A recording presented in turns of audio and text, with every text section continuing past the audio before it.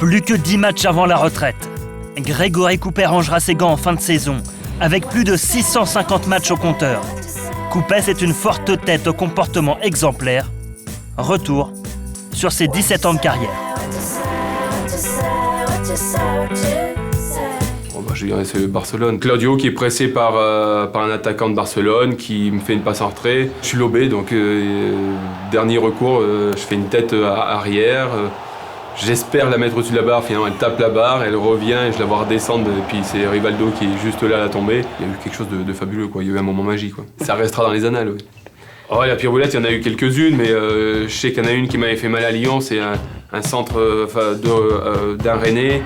Il y avait eu le concert de Johnny quelques mois auparavant dans l'été, puis il y avait plein de drains. Le ballon me vient en pleine figure et but, quoi. Et il y a une incompréhension totale du stade. Mais surtout, c'est que par la suite, après le moins de ballons que j'arrivais à capter, tout le stade me chambrait, à Lyon, à Gerland, me chambrait. Et ça, j'en garde un souvenir, mais plutôt acide. Ouais. Alors, j'aurais pris un billet à la Johnny, on a toujours dit ça.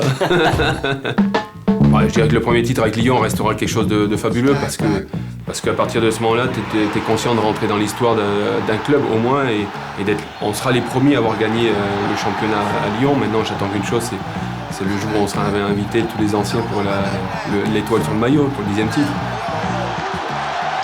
Alors, je crois que c'est les blessures dans ces cas-là, les blessures. Mais encore les blessures, c'est même pas grave parce que à partir du moment où t'as un verdict, t'as un diagnostic.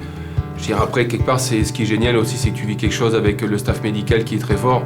Et à chaque fois, j'ai vécu des moments vraiment très très forts, humainement aussi parlant. Je crois que plutôt la frustration de l'Atlético restera dure, ouais, parce que j'avais tout pour réussir là-bas et ça n'a pas marché. Donc ouais, un petit peu déçu par rapport à ça, parce que je crois que j'aurais pu faire quelques années là-bas. Come so far, feel so.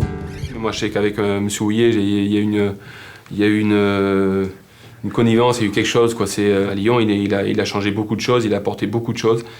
Et j'ai aimé sa gestion du groupe parce que je trouve qu'il nous responsabilisait beaucoup et qu'il ne nous prenait pas pour des gosses. Donc je sais qu'avec lui, je me sentais très à l'aise. Le pire ? Domenech. Domenech, parce qu'il m'en a fait baver, lui. Ouais.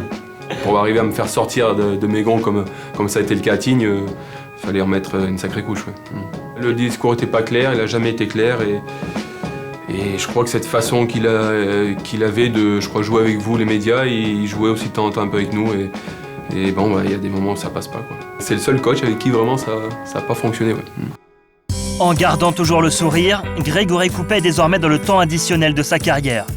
Fin des arrêts de jeu le 29 mai prochain face à Saint-Étienne, son club formateur. Au niveau émotion, ça va être très fort, ouais. Surtout que je suis plutôt assez sensible, donc ça va être dur, certainement. Ouais. Enfin, ça va être dur, ça va être beau, ça va être bien, il y aura du monde, ça va être top.